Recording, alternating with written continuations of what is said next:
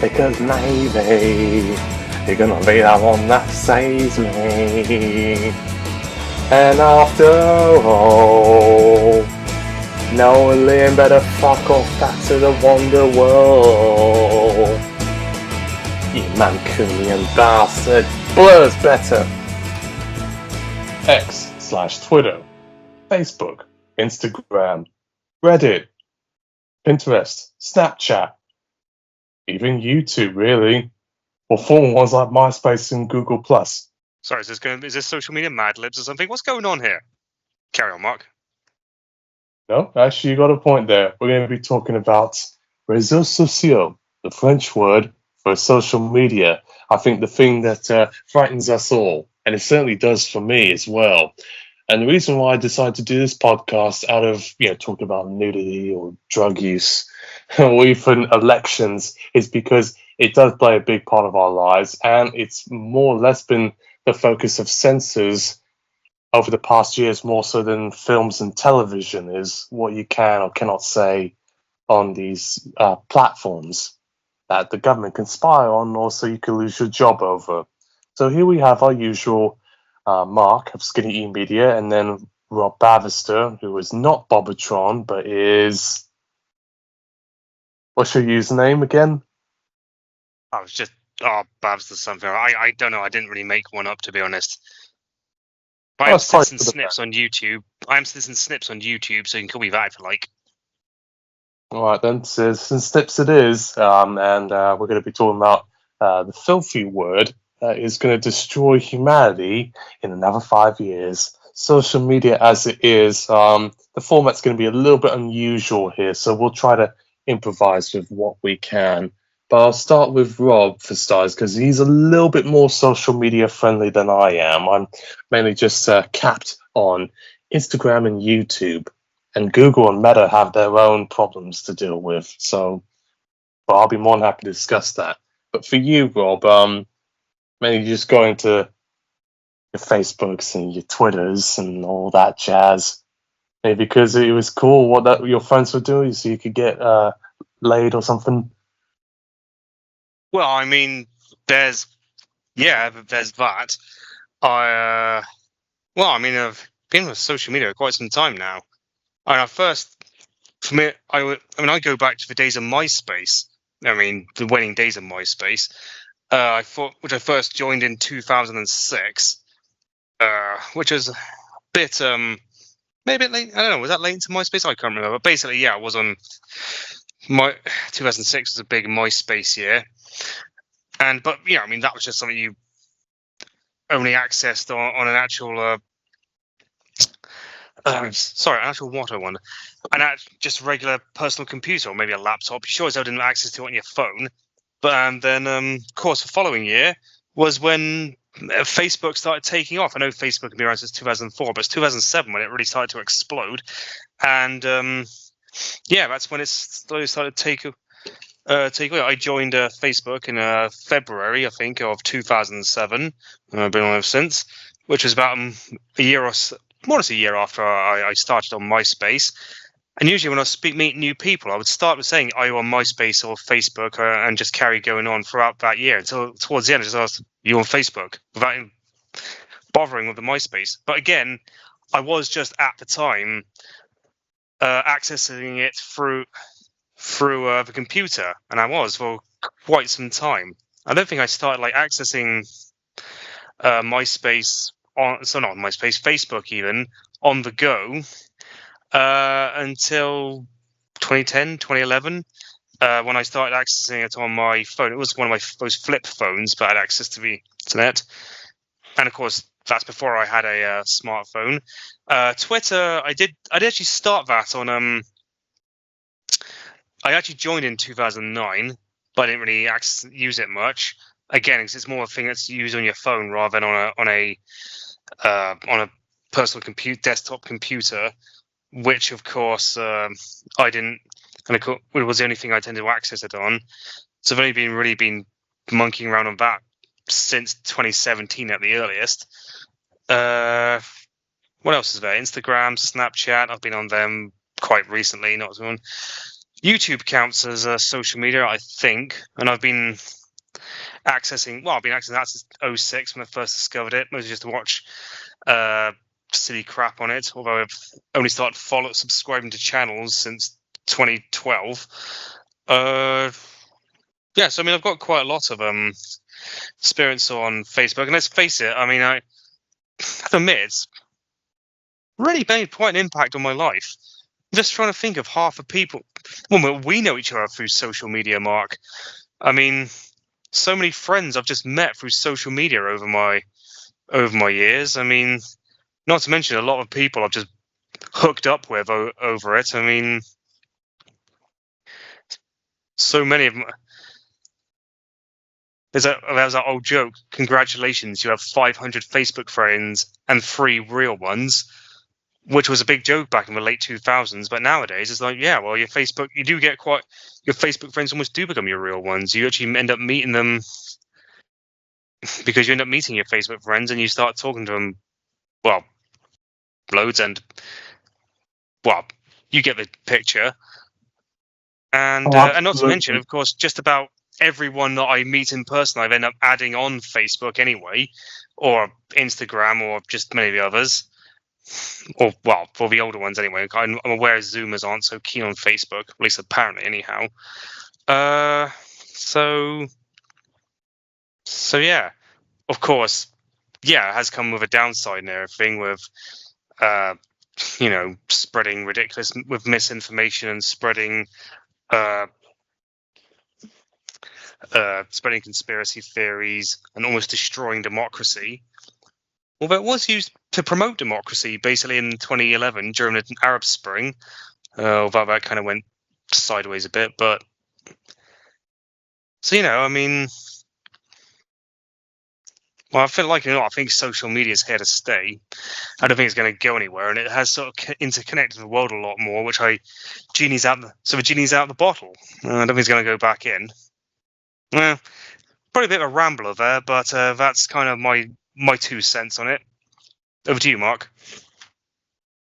Late experience with social media on my end. I did use MySpace initially, mainly to try to help out one particular band promote their music. And I was doing a remix for them, so I thought, hey, let's give that a try. And then also to follow up on Enter Shikari.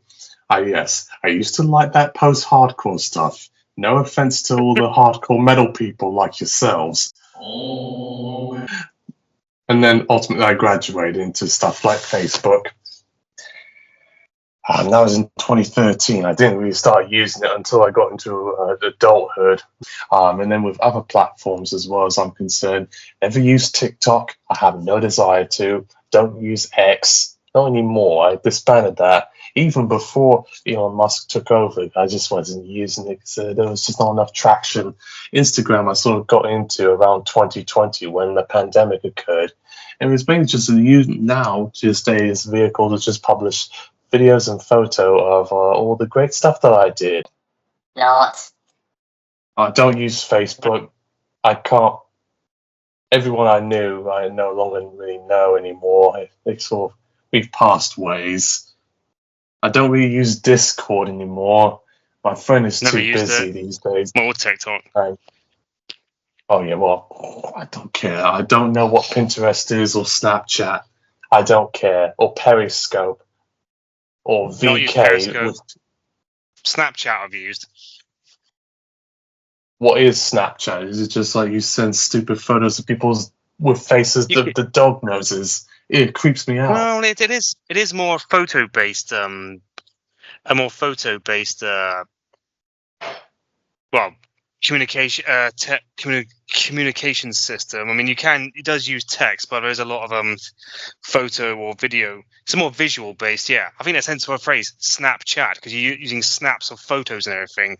Kind of like Instagram, only it's more about just direct messaging to people rather than like a general posting.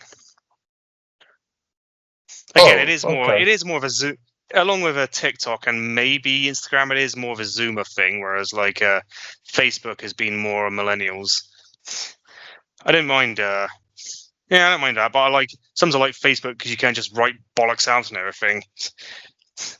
To be fair, I mean, I found Twitter quite limiting, and I will call it Twitter or not call it X, limiting to begin with because of originally you can only type 140 characters. Then they upped it to 280. It's like, okay, well at least that does give me a bit more room to say things. Because as you may have noticed, social media has become a bit of a political battleground and everything, with like mud being slung one way or the other. The problem is though, is that like in the old days of Twitter, with only 140 characters, it doesn't leave a lot of room for getting much nuanced arguments across, really, does it? Oh, absolutely not. It's the soundbite that counts, and some politicians have certainly used that greatly to our advantage, including one man in orange. The algorithm will penalize us because as long as you keep going about pro-Trump information on the internet, you will be rewarded. If you're anti-Trump, you're condemned. Unless you've got corporate backing like Jon Stewart. But that's another story. Oh, well, I don't know about that actually. I mean, I know it's probably not a good name to mention because it could be flagged up in an algorithm, and you might even push you in a direction you might not want to be going in. But well, I'm thinking about. But yeah, he did use he who should not be named did use the platform for quite some for his nefarious deeds and everything. They do say the reason why Brexit and the 2016 US election went the way they did was because of basically social media, and I say mostly because of a echo chambers that people lived in, but also just the not just the fake the misinformation and fake news being spread. Oh, plenty of that. I mean, it was even happening before Mr. Orange and the man who fell to earth was all that happening. Yes, all these different information campaigns, and no one has to pre-vet it really, unless it's sort of specialist means. There's certain keystroke words that they use for these content moderation services, which is all more or less tied with, yes, the C word. It's called censorship. But you can't say it, so they call it content moderation because it sounds less scary to people. Well, to be fair, Mark, I mean, in a technical speaking, it's not really, as it's not being done by the government, it's not actually censorship. Because this is one thing we've always been talking about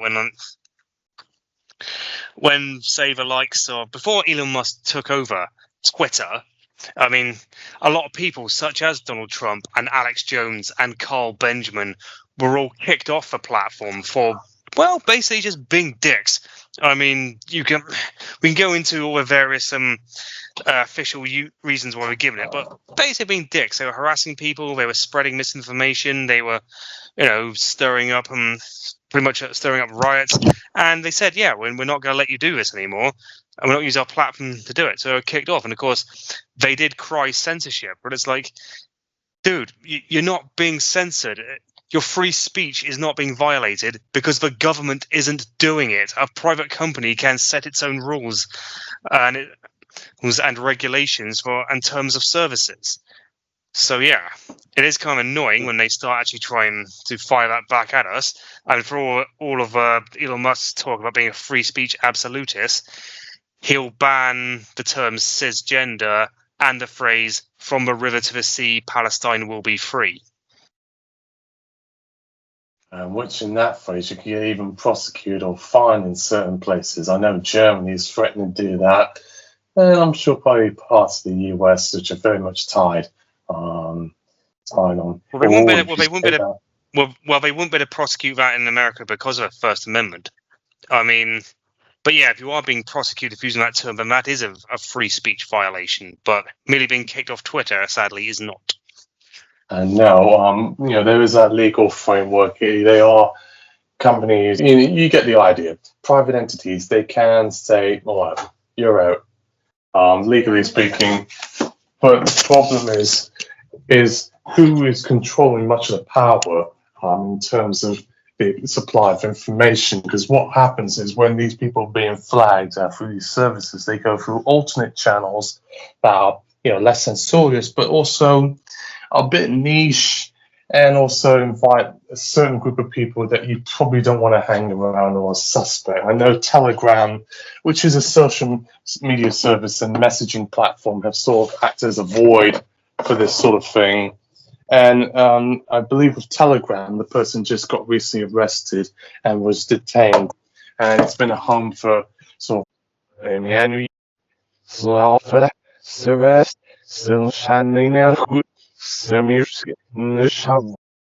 a weird mix of group of people. I don't use Telegram. Something sketchy about it.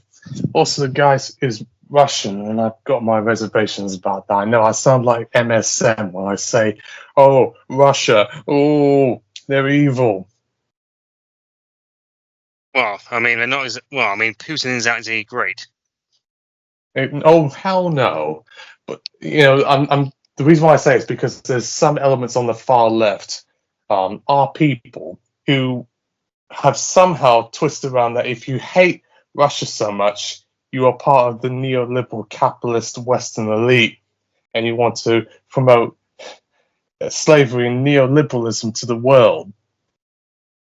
Well, exactly what Russia is doing. They're trying to take Africa, all the platforms in question. They may, have you believe, oh, we care for everyone on here, but certain ideas and personalities are being platformed. And I can speak on this a lot, particularly through YouTube. Now, I know you probably will disagree with me on this, but exactly who do you see on YouTube being the most popular voices and faces? It's certainly not BreadTube. It's certainly not David Pakman or Carl Kuklinski or Alice Capel. Jordan Peterson, Joe Rogan, everywhere. But the biggest. So what is the biggest channel? I think it was PewDiePie, or there was some Indian channel on it that was competing with him. I mean, yeah, what is the biggest one on there right now? You know what? I'm going to Google it right now. Biggest YouTube channel. Oh, very probably. I mean, biggest channel you subscribers are T-Series, then Mr. Beast, then Coco Melon, then SET India, then PewDiePie. Yeah, I mean, there's no one I follow or anything. I mean, then again, popularity never basically indicates quality. I mean, I look at as a bit of a music snob. I can tell you about a lot of things. I mean, Limp Bizkit were far more popular than Slipknot or a band like Lamb of God, but I cannot say they are actually better. Well, I do like Limp Bizkit, but I don't think they're musically any better. That's for sure. But then again, obviously the stuff that's more of a greater appeal to for mass consumption is going to get basically get more hits and sell more, just like they always did with bland generic pop music. Will always end up selling more records than some incredibly experimental proggy rock band that does really complex music and shit, which not everyone's really going to understand. But yeah, I mean, a lot of the I do follow quite a lot of YouTube channels. I mean, I do follow Kyle Kalinske of Secular Talk. I follow Steve Shives, but of course they don't. They don't do the numbers of the likes of Carl Benjamin or Amazing Atheist or all the other kind of people that all the other kind of people that were on the Gamergate thing, circa 2014. And what was I going with this? Also, I also follow some of the movie reviewing channels I follow. Don't do probably the numbers that say Doug Walker's Nostalgia Critic does. Well, I think Jeremy Johns might. I quite like Jeremy Johns. I think he's much better at reviewing movies than fucking Doug Walker is. But I mean, am I getting off topic? It is related to social media. We're not No. going to use social media censorship.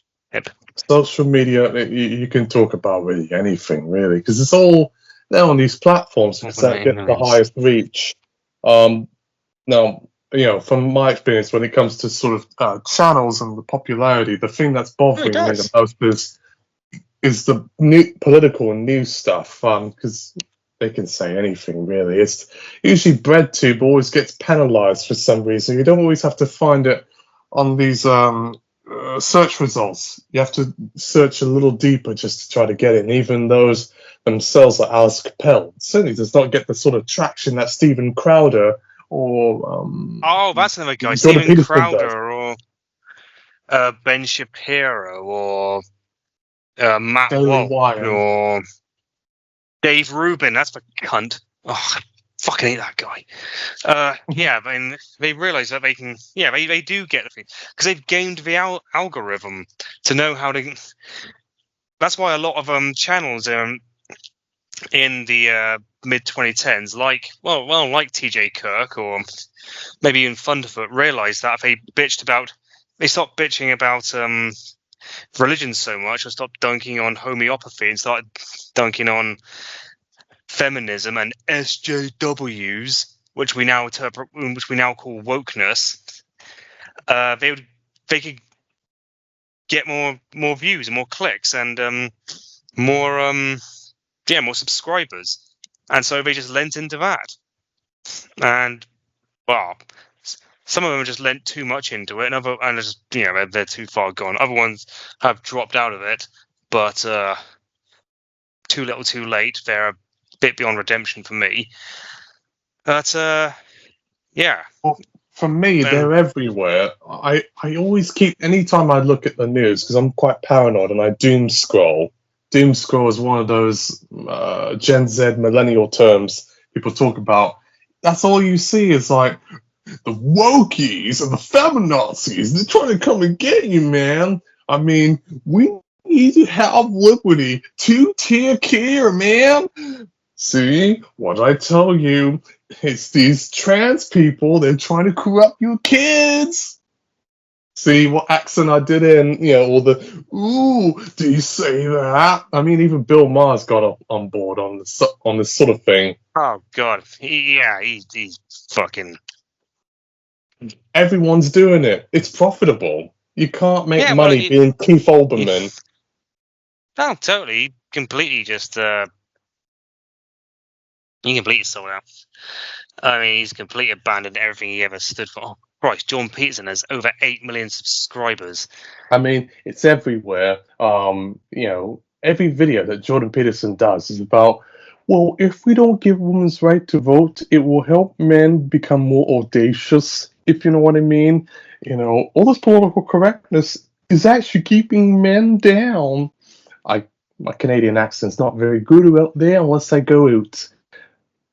But you don't sound anything like Jordan Peterson. You didn't sound like Kermit the Frog. Well, hello everyone. Let me teach you about the evils of the trans lobby. That's all the videos that's on YouTube these days. It's almost tiresome. If they really wanted to have their own little platform, they could. Oh wait, it's called Rumble and Parler. Called Rumble and Truth Social if they wanted, and Gab was one as well. I remember Pat Condell, who was one of the early Infinite Atheists, who just became an alt-right shit poster and has basically just by everything it could have ever stood for, is basically constantly promoting that. But one person I want to speak to, have you heard of this? Have you heard of H Bomber guy? I don't really know who he is. Is he right wing? No, he's the exact opposite. He's if you look him up on Wikipedia, he's called Harry Brewis. But no, he's a leftist. He was part of the what's known as social SJW type or woke types and everything. No, he actually is down as H Bomber guy on a. Anyway, he's a guy. He once did a charity stream where they he played basically Donkey Kong 64 on Twitch, trying to basically capture all the collectible items to raise money for Mermaid's charity. But and they even got AOC to actually phone in on the stream and talk to him. So that was pretty cool. But no, he's got like nearly 2 million subscribers, so he's doing all right. I mean, it's just much certainly almost twice the amount Carl Benjamin has. So he can suck it because he's a cunt. But about what exactly? Well, maybe nothing. Well, I mean, it's within the context of who's popular and who isn't. I mean, I know I go on about political personalities like Jordan Peterson and Stephen Crowder, but there is also that gap of sort of know-nothing nonsense that appeals to the lowest common denominator, like Mr. Beast, who I don't know if you've seen his videos. I don't know what he does. I wouldn't debase my brain enough to watch that shit. I mean, it's like Jackass for the digital age. If you sort of had nothing better to do, you probably just watch Jackass on MTV. Now these days, you could just watch people trying to swallow cinnamon and cough it out of their lungs for like $200 as like some sort of stupid prank, and they put like these weird flashing thumbnails of people doing goofy faces. Rule of thumb, usually with YouTube, which is the social media service I know the most, if you ever see goofy logos and thumbnails, don't click it, because it's already sort of bait. It's trying too hard. You know what I'm talking about, right? Well, vaguely. I mean, I'm quite finicky about what to do. And most of the stuff I watch on YouTube is just stuff I'm subscribed to anyway. I might watch some other channels I'm not subscribed to, but to be honest, a lot of the stuff tends to get picked up on my which gets fed to me on the algorithm. But I don't really get a lot of crap like that. I guess if I don't click on much stuff like that, so it doesn't get fed to me, which is a bit of a problem with like YouTube, is it gets recommended stuff, more of the kind of stuff that you tend to click on. So of course it reinforces the social media echo chamber, which has been blamed. Oh, absolutely. I mean, that's what all these platforms are. I mean, some of the more extreme examples like 4chan, 8chan, and probably that one I keep hearing about called V-Contact, which is Russian. It's full of rubbish that they want you to buy into. I can't get into it. I'm even hearing X, which I know you don't like that word, but I'm going to say it. X. It's full of pornography and terrorism, just like Telegram. There's a lot of porn on it. Yeah, that's one good thing I do like about it, is that you can get a lot of porn on it. I do follow a lot of porn stars on Twitter, which is always trying to be good fun. Well, I just find that a bit bizarre. I know it's mass market like Facebook, but I think there's a bit of a place for penises and vaginas or squirting. I don't really want to see that on regular platforms, just like I don't want to see people hold swastikas. Like, do that somewhere else. Out of sight, out of mind, but that's not really realistic, really. I mean, well, you can. But then again, I think you can sort of like try to moderate your feed so you're less likely to see stuff like that and everything. But I don't know. I'm not entirely sure. But I think you can. So you can like moderate this stuff for more safe, so you can have a more safe for work style feed. But again, I'm not entirely sure.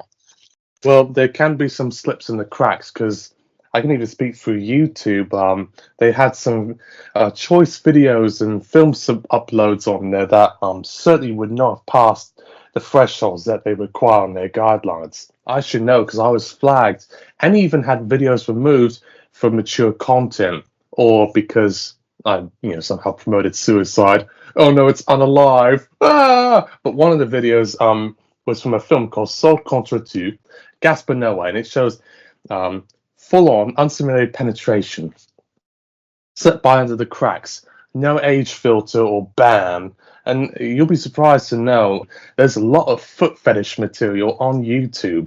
A lot of it isn't flagged, and some of it doesn't even have age restrictions. So you can watch people sort of stretching out their soles or getting tickled without content restriction, which I find a little bit weird. Like fetish material, that's usually stuff you only see on like Pornhub.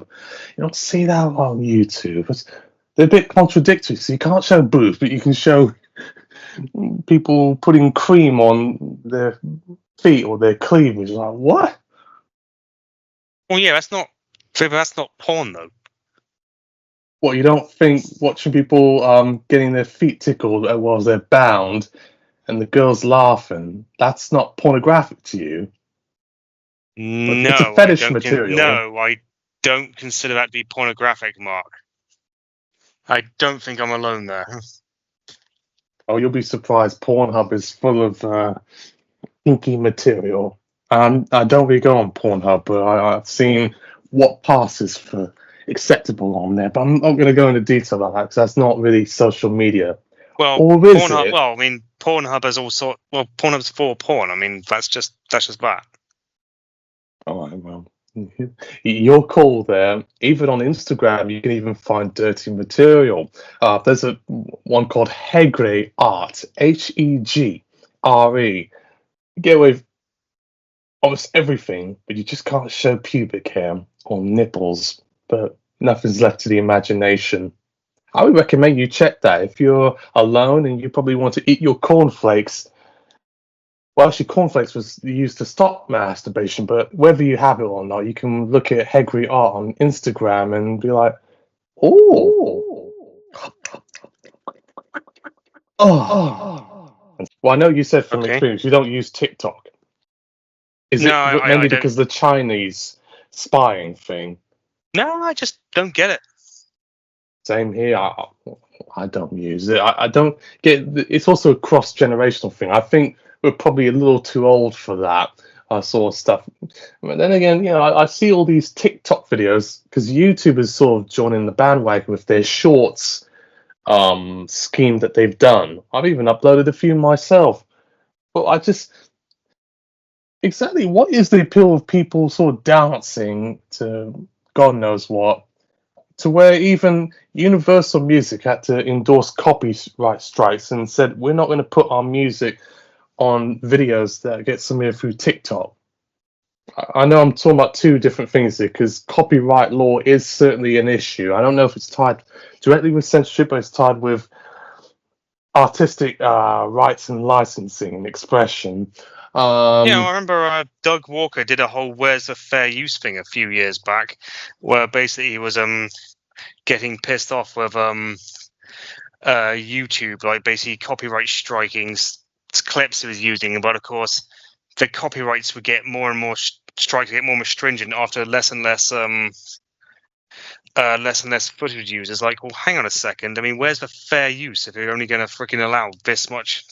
If you're going to barely allow any freaking any usage whatsoever. I have to wonder that too, because like Doug Walker, I use a lot of clips from films and television to make a point. But I always have to go out of my way to put all clips and footage don't belong to me. They belong to the respective copyright holders. So I don't have to face court if ever that happens. But I have got certain videos removed because there's a little too much copywritten footage used. Even though I already state in the beginning and at the end, I don't own any of this.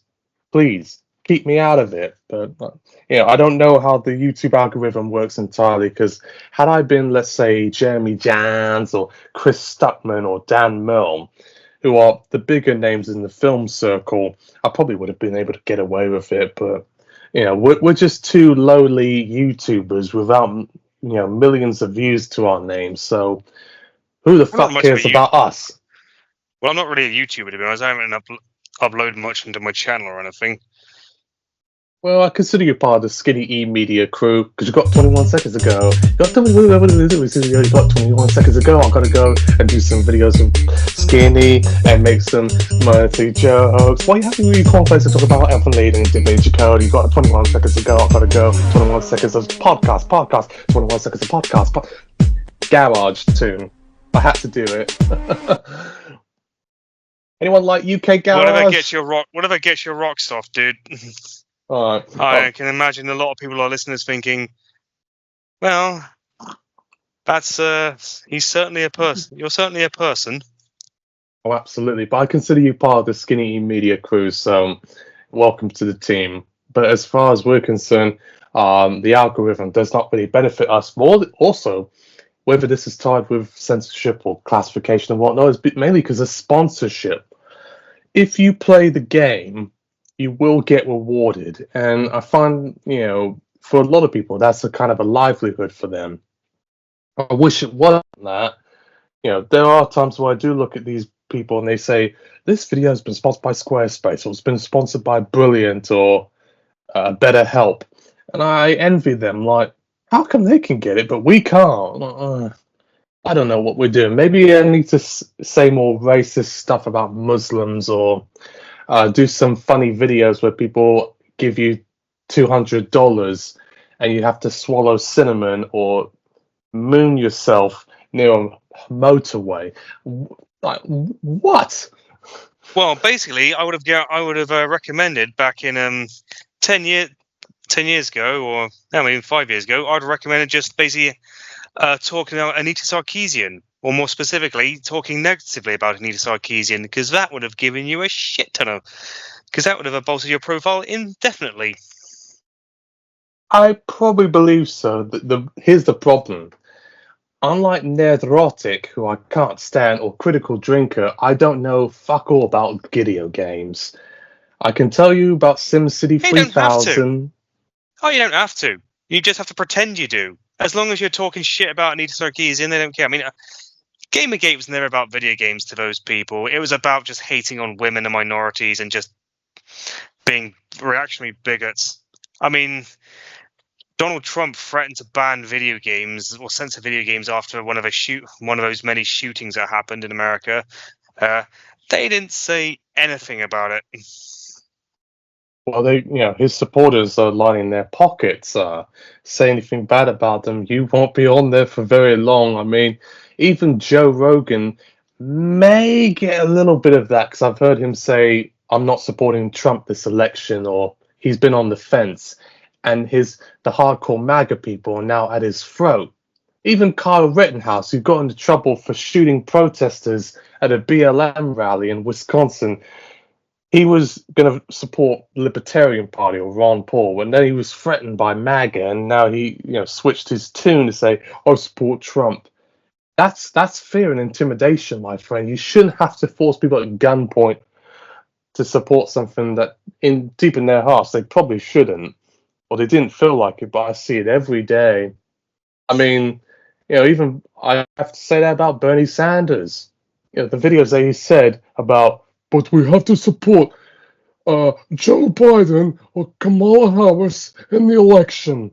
It makes me cringe a bit, and this is coming from the left wing and myself. It was a bit shit, but ultimately, sometimes I wonder if maybe he was right, because I had to get Trump out. But this is probably a bit off topic. We're maybe talking about social media. Well, a lot of them always post this sort of stuff on their YouTubes or their Instagrams and X's and Twitters, so it all ties in together. But then again, we'll talk about on the flip side the career and economic fallouts of people publishing the wrong thing. I mean, if I'm correct, well, JD Vance, he got in a lot of trouble. He's Donald Trump's VP for saying childless cat ladies, and that spread like wildfire, and everyone's doing memes about being a childless cat lady. You're a childless cat man. I'm very proud of it too. And then yes, I am. The Dalai Lama, I don't know if he's got an ex or Twitter. He was caught trying to kiss a boy or something. It comes across as pedophilic and creepy. Like, what? Joe Rogan was flagged by India Ari. She's an R&B musician for saying the N-word on his podcast, where he had to issue a public apology. He probably didn't Well, he mean shouldn't have it, said. but Yeah, he but Joe Rogan gets away with all. Yeah, but Joe Rogan gets all kinds of shit. I mean, Spotify still basically has him on it.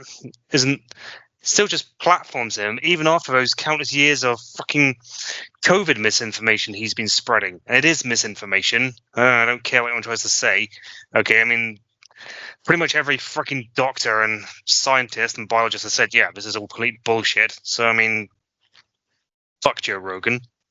Oh, and basically his recent Netflix stand-up special was complete shit. I haven't watched it because I wouldn't take the time of day. But, I mean, he's, yeah, everyone who's watched it says it's complete crap.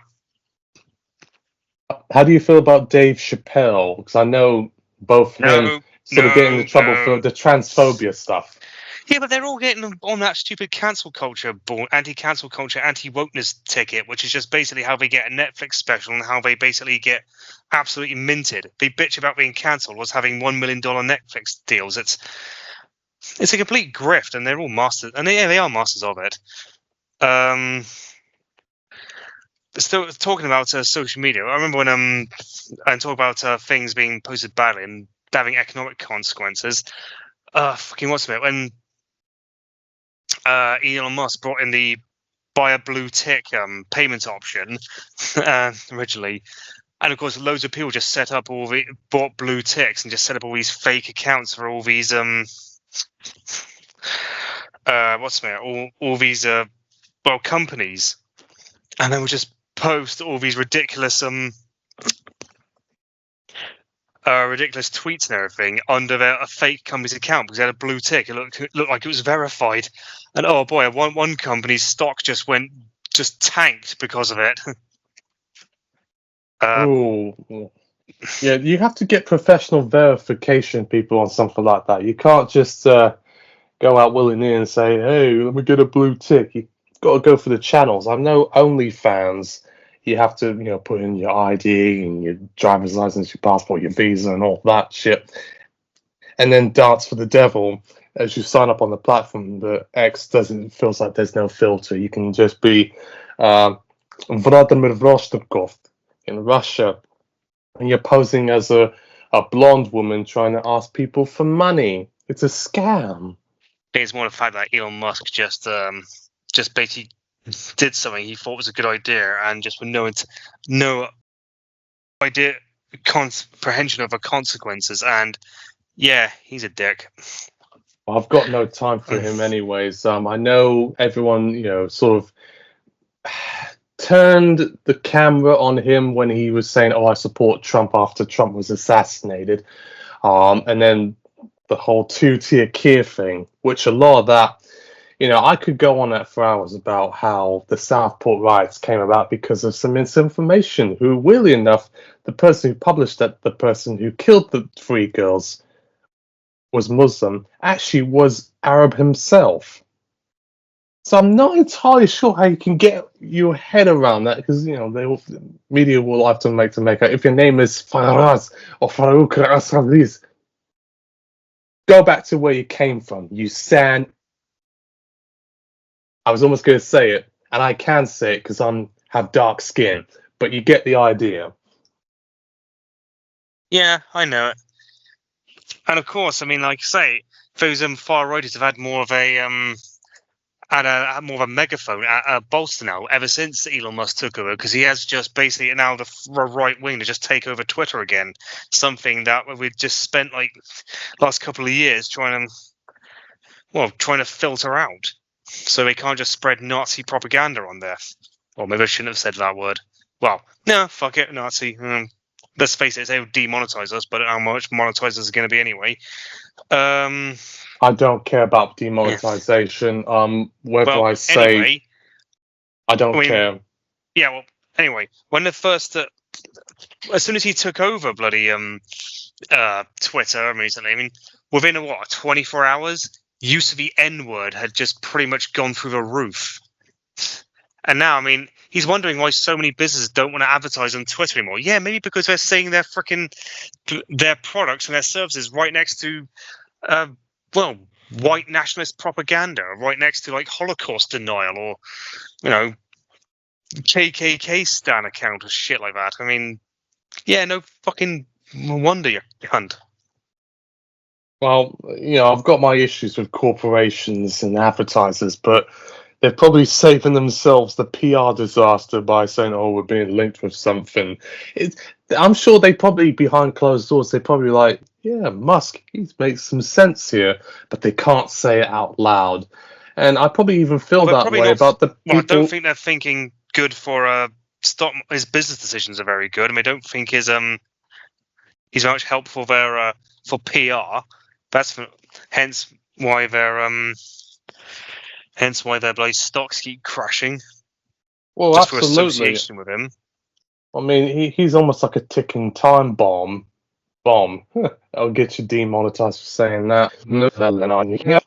But nonetheless, he is someone who's a bit unruly, and everyone likes to blame it on his autism or, can I say Asperger's? I don't know, maybe, yeah. Because I know, people said, "Oh, that's a Nazi term," because it's linked with the Third Reich. But yeah, having autism is not an excuse for the kind of shit that he does and the whole woke mind virus, disowning his trans daughter. They've weaponized left-wing speech. Remember, they tried to stop people from trying to protest against an arms facility that was working with Israel and list them as terrorists just because they're pro-Palestine. A person who was a councillor for Labour in one of these areas was prosecuted for saying, "Cut the throats of these rioters." If you think it's only the far right that's only being targeted, well, I'm ashamed to say the far left is probably getting a lot worse, but you wouldn't know it just through watching Sky News or GB Well, no, well, or that's Talk not the bloody, TV. well, that's not the bloody narrative they're posting. So, like I said, I've already said all of like Elon Musk's talk about being a free speech absolutist. No, he's banned the phrase "from the river to the sea," Palestine will be free, and he's banned the use of the term cisgender. So it's like, really, I don't think you're much of a free speech absolutist, dude. In fact, you care about bigoted Nazi racist speech. Yeah, I mean, Absolutely. he's completely thrown his lot in with that lot. I mean, man, to say nothing of all his frickin' interviews he's had with some of the wrongest types, like Jordan Peterson and Trump. I think he's had these interviews recently, like when he tried to say that, spread that false narrative about his transgender daughter, saying, "Oh yeah, they saw a musical theatre and they started saying things were fabulous and everything." They just went on like Threads it was, because they're not on X. So I just called it X, Twitter, but I just said X because they don't want to basically help him. I just said, no, I did not get obsessed with musical theatre, and I did not say phallus because, hey, I was 4 fucking years old. And, well, I can't really go over the whole bloody thing that narrative is said. Well, I might be able to find it somewhere. Elon Musk, daughter, Vivian. Yeah, quite recently, I think. Fuck off. Fuck off. I mean, I don't really know what to do with him sometimes. I wish in a perfect world, people like him, and this includes Jeff Bezos, who hasn't really gone on the record to state all of his opinions, but he might as well be as right wing, especially with the way he treats unions and employees. You Who, Elon can't piss Musk? in bottles. Wait, Jeff who'd you say again? Bezos. Well, you can't be clean to not be right wing and just basically hold of you. First of all, if you've ever become a billionaire, I think you're right wing by default anyway, because the fact you're clearly going to support a system that allows you to become a billionaire, and to say nothing of Jeff Bezos being a 100+ billionaire, a cent billionaire, I don't fucking know. You can't, yeah, and obviously you don't do that by doing anything ethical, so you're not a left wing, that's for sure. Oh no, not at all. I mean, I know I'm going to sound like a tanky, and maybe I am a tanky. If you've got all that sort of money and you're sort of buying your way of influence into elections and campaigning, you are not a true leftist. Leftists believe in equality, especially for working people and the poor. You help them from the ground up, not try to put them at the bottom and keep them in their place. So anyone who thinks that, let's say for example like Warren Buffett or Bill Gates, oh, how progressive of them. They're giving out all these money to all these Africans and all these poor inner city kids. They're not really. They're fairly conservative. It's just on economic policy, oh, don't tax them. They work hard to get to way at the top. But we're okay with legalizing all these drugs or whatever. Richard Branson, I'm sure on economic policy he would be more than happy to support. Less or no taxes, no regulations. But you can legalize weed. You can't have it both at the same time. This is coming from someone who is more or less left wing, but also has a bit more conservative view. Bill Gates and certainly Jeff Bezos does That's not care about reductionism, you. then. Yeah, we know they don't care about stuff. I mean, they may mouth progressive policies on progressive causes. They may be in favour of gay marriage or legalization of weed or, other stuff like that. But in a day, they don't want to do anything that might affect the status quo. They sure as hell don't want to pay their taxes or basically pay their wages more or let unions or anything that might benefit the working classes. So, yeah, fuck them. Exactly. I suggest you cancel that Prime account while you're at it. Yeah, I know, I really should do that, but the new seasons of Rings of Power is out, and I gotta watch it. I know ethically I should, but fuck, I'm bad at this. That's why religion is not only opium for the masses, but mass market media is opium for the masses. I'm bringing Karl Marx right around there. I went into an economics debate. I'm going to reel it back in and go back on about social media, but for those who think I'm some sort of libtard, you're partly right, but I'm also against TikTok, mainly because I don't support the Chinese Communist Party, because they're not left-wing, they're actually totalitarian, and they believe in free market economics, but use communism as a sort of distraction so the West doesn't criticize them. It's all sort of optics. You have to be very careful how they formally operate.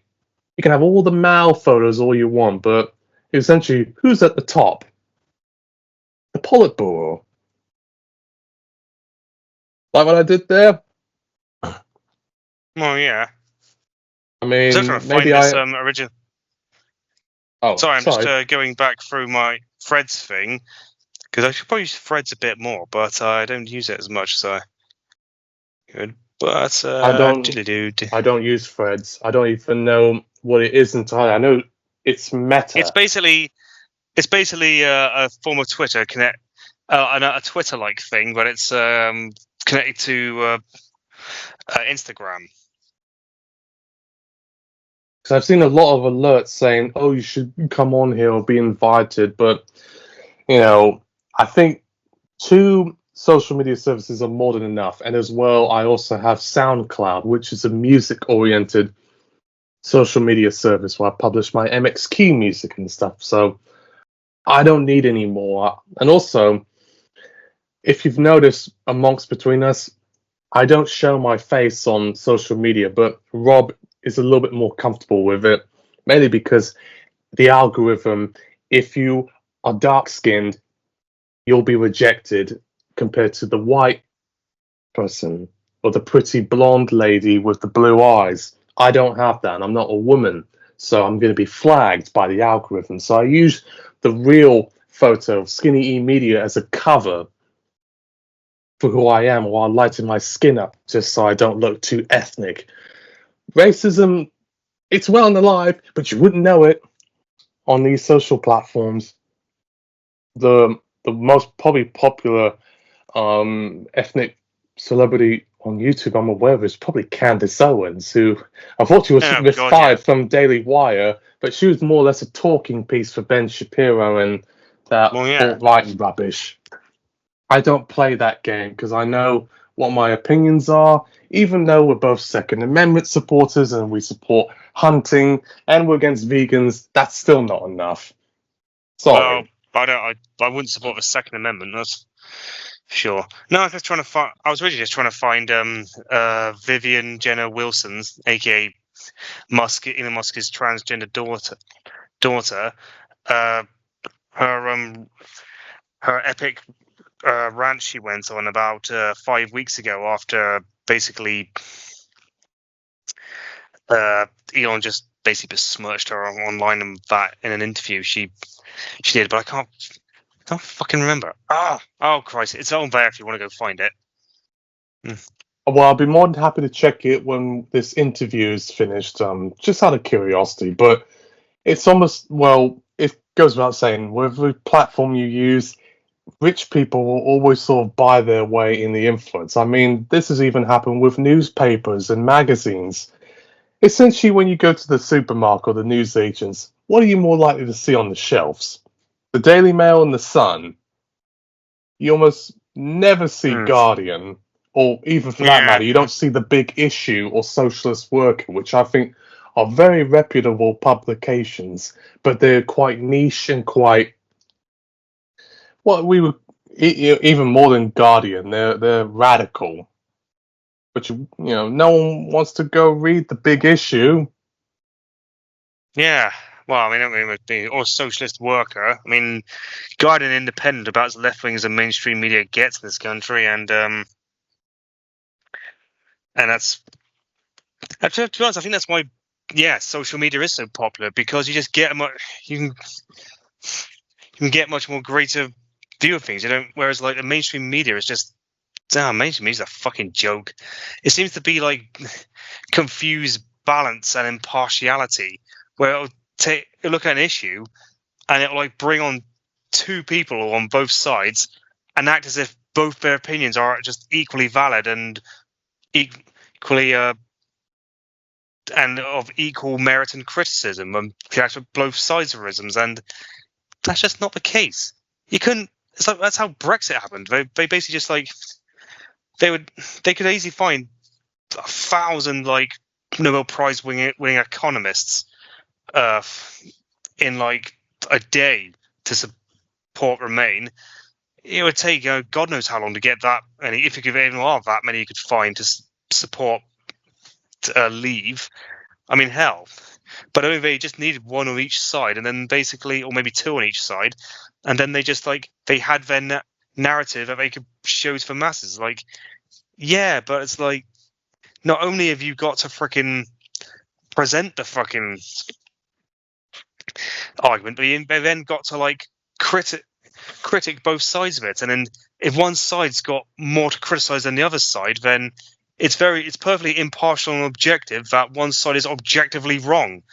It's always good. You can't really be balanced when one side is objectively wrong. I mean, you can get this when they hire on some random flat Earth crank to debate a freaking fully trained astrophysicist about whether or not the moon landing happened. And yes, this morning actually did that. Not this morning, but this morning the program. It was quite a few years ago, but that's just the stupidest thing. And of course, they they try to make out like the supporters of people like Bernie or Corbyn are just as bad as like the supporters of Trump or Farage or Boris, and it's like, no, they're fucking not. One wants to like support, redistribute the wealth and make everyone's standard of living much higher. The other one wants to basically sterilize you for being gay or trans. I mean, I'm not saying that's naturally what they do, but they basically want to sterilize you if you don't conform to their idea of how you should live. Well, there's a lot of that happening with the social media. These are false equivalences. I know Bill Maher's sort of guilty about doing this sort of thing, but I've seen it more or less in full view with stuff like Jubilee and Cut. I don't know if you're familiar with those YouTube channels, but they're quite known for putting either far left and far right people sort of together to base their opinions out loud and sort of sit on tables, wax poeting about I'm trans versus someone who is cisgender or hetero. You should check Jubilee out. It's actually quite engaging, but I've heard some people criticize people like Jubilee and probably a little less so of Cut as being platforming for the wrong side of people, like, oh, we're normalizing far right opinion. But the fact of the matter is, when you have alternate platforms gaining so much ground, and also with economic crises, people generally will gravitate to the things that they're most comfortable with. If people were successful and more than happy to engage with others, we probably wouldn't be seeing all this fracturing like we are now. It's really ugly. I think since 2008, especially after COVID and pandemic, radicalization has gotten a lot worse. But for some reason, it's just not benefiting us lefties, but benefiting the right. We just are not winning the information war. And when we are Well, yeah, winning because the information war, it's always has something to do with Palestine versus Israel. I mean, there's certainly more issues out there than just Zionism versus, free Palestine. Like, come on. yeah, I know. Well, that's what we're saying. Basically, I mean, the algorithm is basically skewing you towards skews people towards the more right wing content. But to be honest, you look at some of the left wing content on maybe on YouTube or YouTube, and you find some good stuff. I mean, I do find Kyle Clint to be quite informative. I can't say I agree with him on every single thing, but then again, he has got a degree in political science and I don't, so he probably knows a wee bit better than I do. But hey ho. I mean, I just say, I mean, I'm finding basically a lot of the information I get from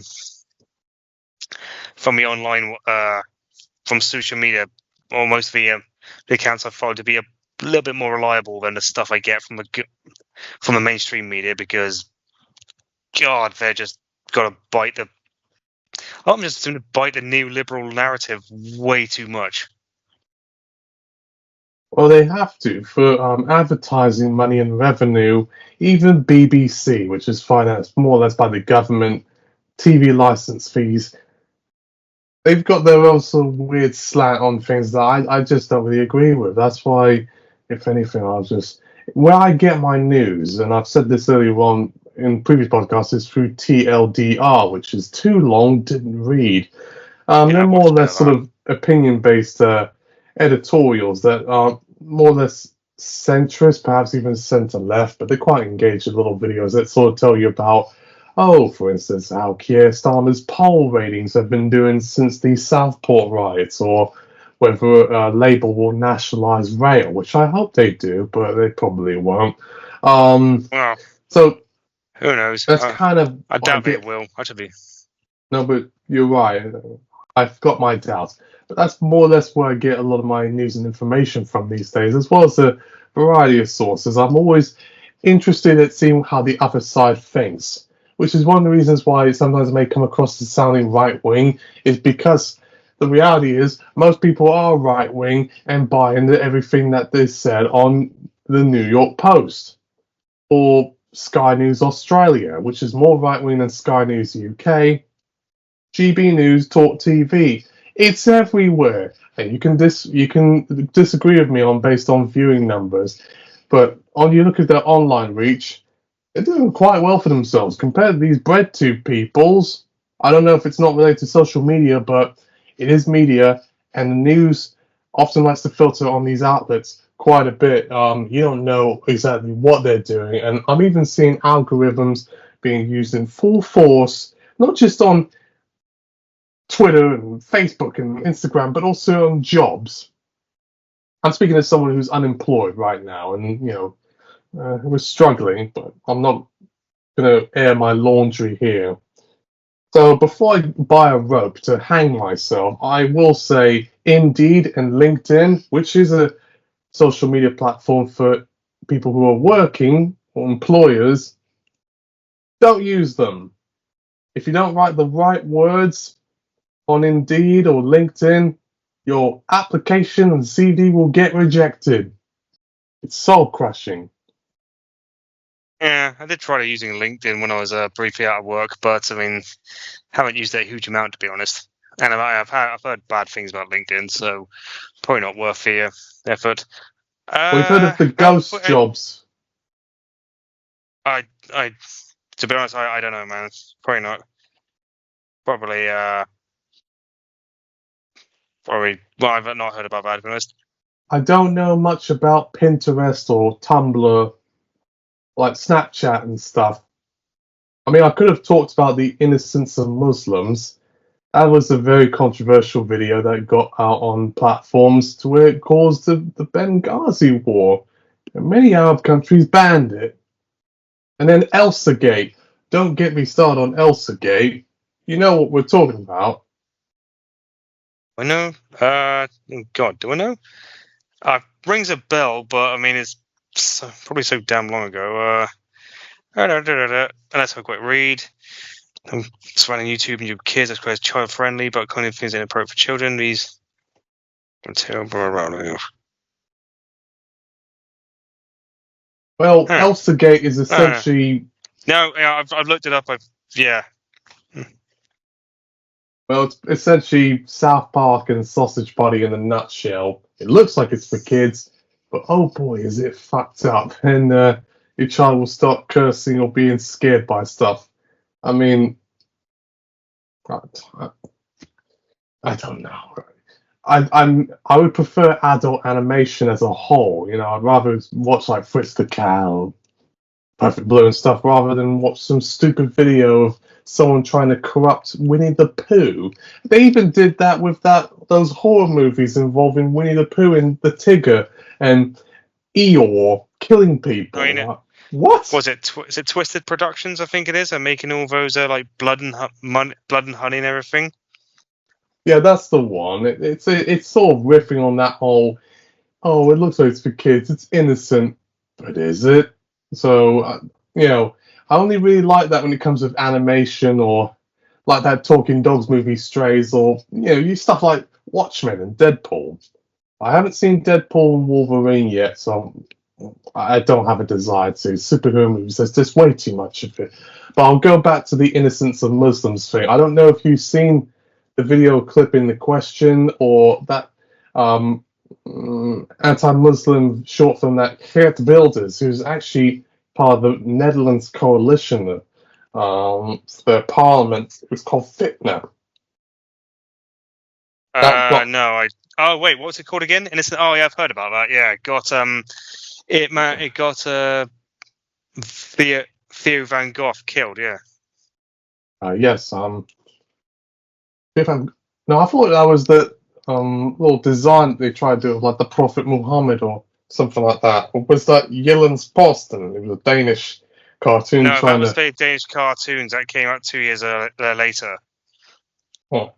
Well, my apologies if I get some of those a little confused in my head, because the one everyone sort of remembers is Charlie Hebdo, which, maybe I'm some sort of tanky, closet right-wing fascist, but I was fine with them showing Prophet Muhammad. They didn't need to be killed. Well, same here. I do believe people should have a right to display Prophet Muhammad because, again, well, free speech is a bit more important than protecting a bunch of religious people's feelings. Exactly there. So remember this, everyone. Always look on the bright side of life. That was a riff, because everyone got up in arms about Life of Brian being blasphemous, but yes, we've said that time and time again, so we're not going to bring that one up. But I'm trying to think of other platforms. I mean, have you used 4chan or 4chan? Oh God, no! God, no!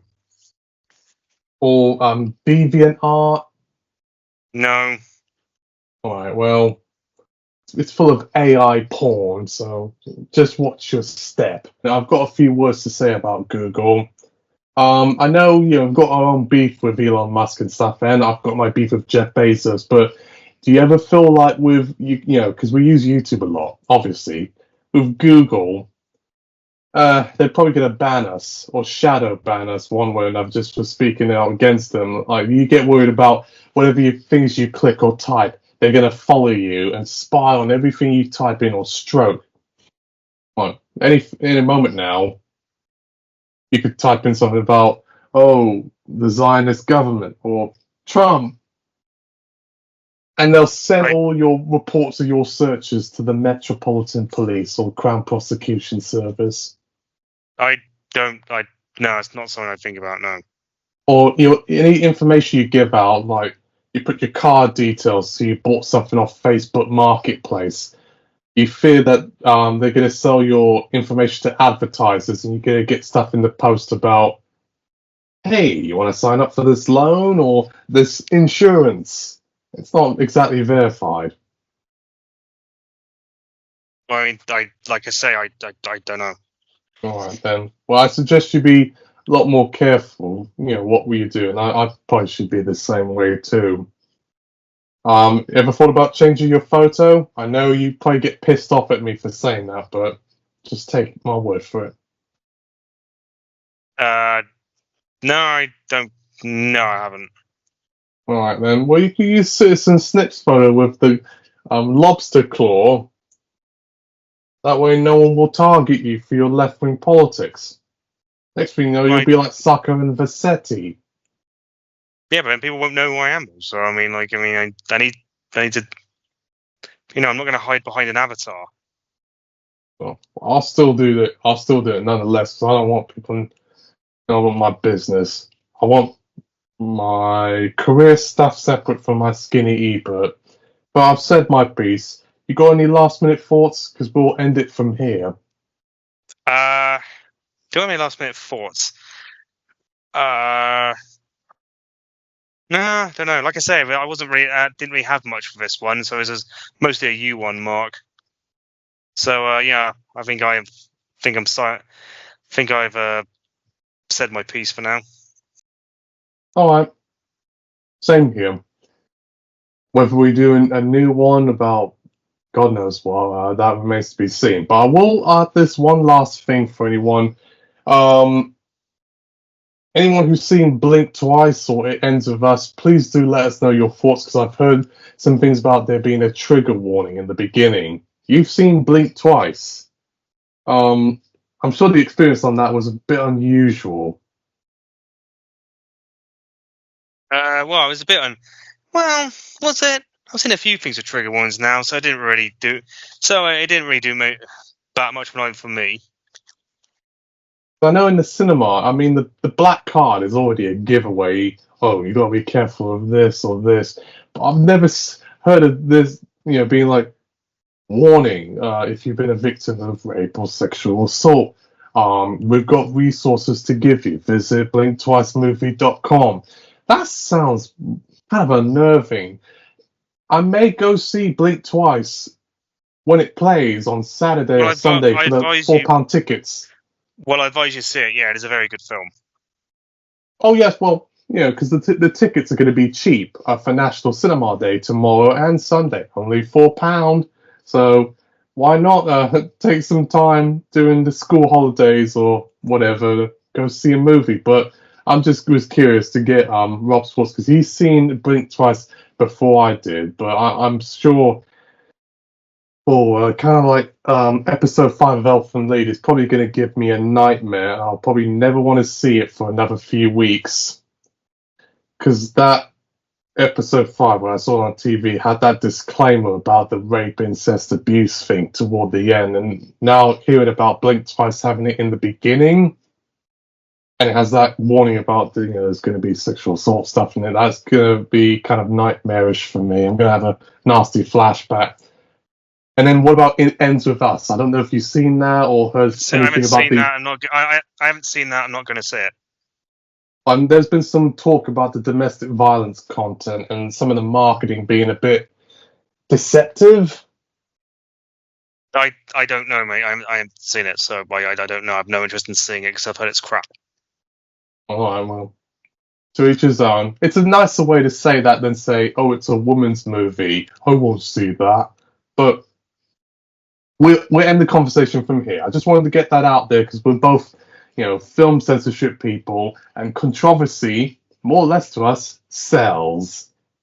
Until then, we're signing off. Thank you for listening.